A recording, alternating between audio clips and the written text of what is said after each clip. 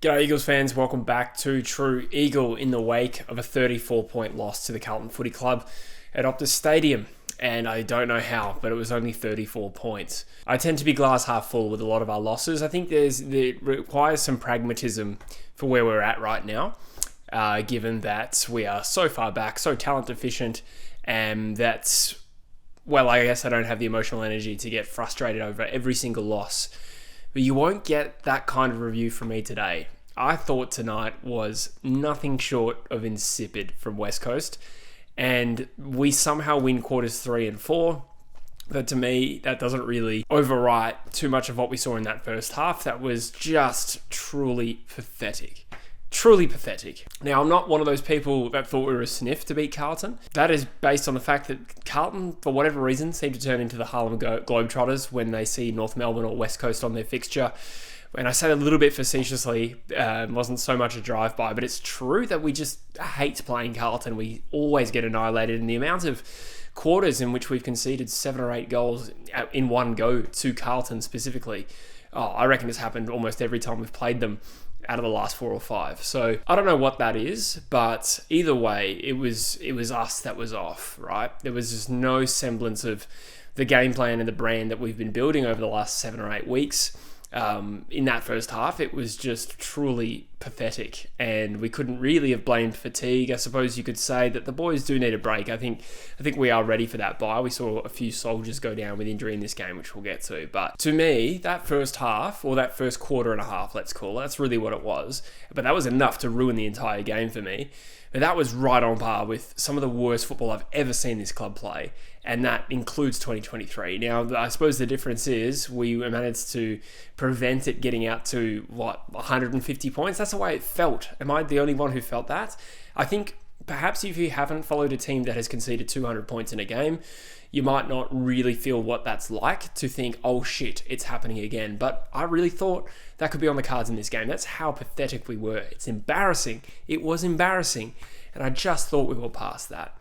Carlton, in this game, it wasn't even so much raw talent, which they do have. They do have star talent. It's very inconsistent at the moment, but they do have star talent. But that's not how they were beating us. They were just simply outrunning us, cleaner in the wet conditions. I really don't think we handled that well. It felt like every time we did something good, which was quite rare early in this game, whether it be like trying really hard to get to a contest, we would ruin it by, handballing it to a teammate's back heel. So, yeah, I was not happy with that first half, and that's really put a negative sort of film over the rest of the game for me. I'm not too stoked about the fact that we won quarters 3 and 4 somehow. I suppose you could say it's fair to consider that we got our way back into the game by playing that sort of forward half turnover brand that we had been doing for 8 weeks. It wasn't completely out of the blue.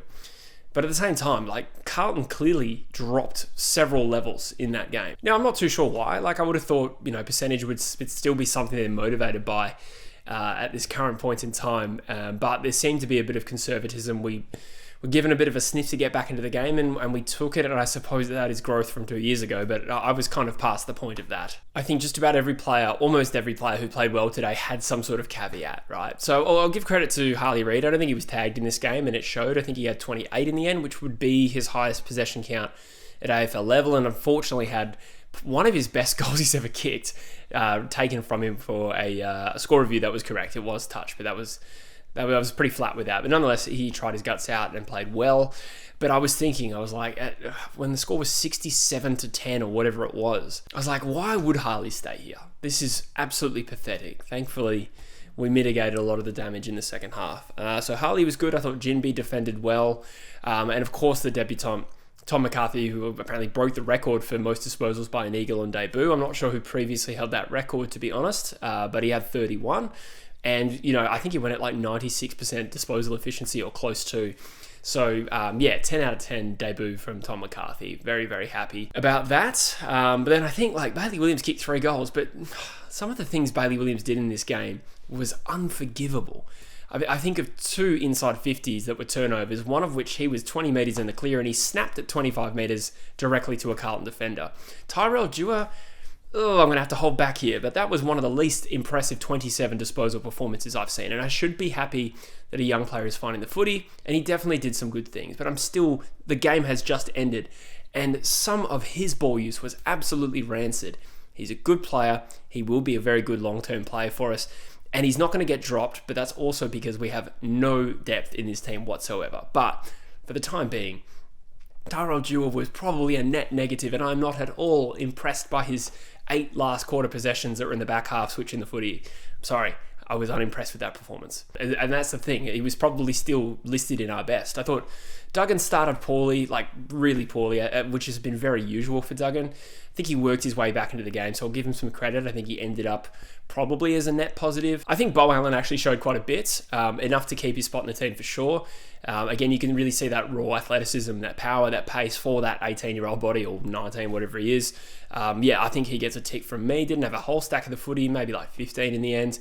But it was good to see. You could really see how athletic he is, even if we don't know what position he really ends up in. We somehow won the clearances in this game, which is incredible because we got smashed in hit-outs. I think we won the centre clearances, and I think we lost the stoppage clearances by 2, so we must have won the centre clearances by 4. It didn't feel like that. I suppose that comes down to quality of clearance, and if I'm not mistaken, we were actually still winning the clearance count in the first half, so it wasn't that we necessarily got on top in the second half in that stat. It's just a weird quirk of the game. We won the clearance count. The inside 50s, we got beaten in convincingly, but still had, I reckon, more than 45, which is something. But what did we kick? 6 goals again? No, 7 goals 12 or something like that. 7 goals 10. I don't know. Like, being balanced, like 450 efficiency is probably the last thing we need to worry about. I mean, it is probably our biggest weakness right now. But in terms of building a sustainable brand, I can live with being sloppy in front of goal a little bit longer, as frustrating as it was last week. It's not my primary concern. I think in this game, we had much bigger fish to fry, which was being completely useless for a quarter and a half. And I'm only going so hard because it really felt like a return to what we saw in the days where we had one emergency and no plays in the waffle. So yeah, I'm pretty fired up about this game. It didn't help that we had a few boys drop as well. I think Oscar Allen, I have read that what his injury was a calf. So if anyone in the comments section could let me know, I'm filming this pretty much immediately after the game. That is good because my first reaction was Achilles because the way he drops with no one around him. Obviously he's got some knee issues, but it might be a calf, and that could be relatively long term. Who knows? With a calf, it can be, there's a wide spectrum of things that can be the case with calf injuries. I thought he competed well. I mean, I wouldn't say, it was outstanding, but I think that was a better Oscar Allen performance than his mean average this year. So that's a blow. Now we've got no Waterman and potentially Allen with a stint on the sidelines. What do we do with that? Well, Jack Williams is already in the team. There's Job Shanahan. Could he come into the forward line? He's been playing back in the waffle. But down back, we've also got Harry Edwards, who played with a sore shoulder or injured it during the game. And I actually really admired that there was a contest where he went and dived and spoiled and hurt the shoulder again. I thought that was really courageous. But then I think he's done a hammy. So do we see Rhett Bazzo and Job Shanahan play in our next game? Fingers crossed they're all right because Harry's been playing pretty well lately. It really wasn't a game for wingers for whatever reason. I'm going to assume that Dewar played not on the wing and possibly more off half-back because Jaden Hunt was subbed out at halftime with 2 possessions, which is shocking. Again, probably not a game for wingers, to be fair. Like, we were just not touching the ball. So your outside players not getting the footy, I can understand. And I think Hutchinson would have been on the other wing. He also didn't get much of the footy. Still like Hutchinson. I think he can be a good enforcer-type midfielder down the track. Obviously, acknowledging he's not getting a lot of the footy right now. But yes, watching that game, it felt like we were ready for a bye. It felt like we went into the game ready for a bye. So it's come at a good time with respect to a few sore bodies, that's for sure. I don't know if some of those guys will be fit post-bye, but regardless, you'd rather have the bye now anyway. So I think we've got a break, and then we've got Collingwood at Marvel Stadium. I'm sure that's going to go amazingly well. But for now, I don't know. I'm coming across pretty negative and salty in this particular review, which is uncommon for me. But I thought that was awful for the most part, and I don't think we did enough in the second half to win me back over. I thought, by comparison, well, we lost that game by 34 points. I was happier with how we played against Adelaide, even though the second half was the one we got torched in. I mean, we just looked better in the Adelaide game, and we lost that by 66 points, I think. So let me know in the comments, am I just, going nuts here? I try to call it as I see it. And when things are going really bad, I try to cut through the negativity sometimes, and I'm giving my real opinion.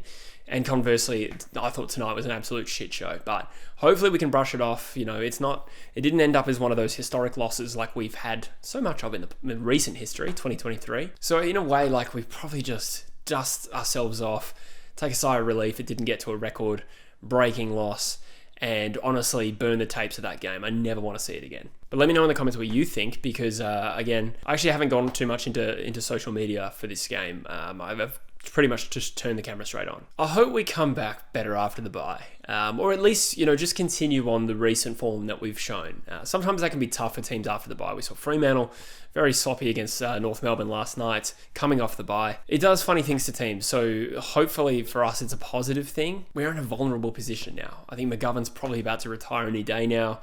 Yo's probably nowhere near the team at the moment, as much as that the injury list keeps going down by one and then going back up by one. Like, we may not see him much at all this season. Obviously no Waterman, Oscar Allen out of that forward line. Again, it's more leadership, even if he hasn't been in the best form. Brady Hoff is also out for this game, which is worth mentioning, to be honest. But we're the youngest team in the competition as it currently stands for a number of weeks in a row. We were significantly younger than North last week, if I'm not mistaken. We would have been very young again against Carlton, probably younger actually. And that's really not going to change soon. So we just have to grit our teeth and bear it and try and work through the rest of the season. But what we've seen from a pretty young group over the last couple of months, to me, has been enough. I'm just really, really pissed off by tonight's performance. We are better than that. And for a while there, it was really embarrassing. Anyway, guys, let me know in the comments what you think. Am I overreacting? Probably. I don't normally film so immediately after the game, but I definitely wasn't this annoyed last week. I did a live stream for it. This would be the performance that's annoyed me the most. Not the result, but the performance. I think I tipped Carlton by 60, and I'm still seething that we lost by 34 in the specific manner that we did. But let me know, Eagles fans. What did you think? I'll see you in the next one. Up the Eagles.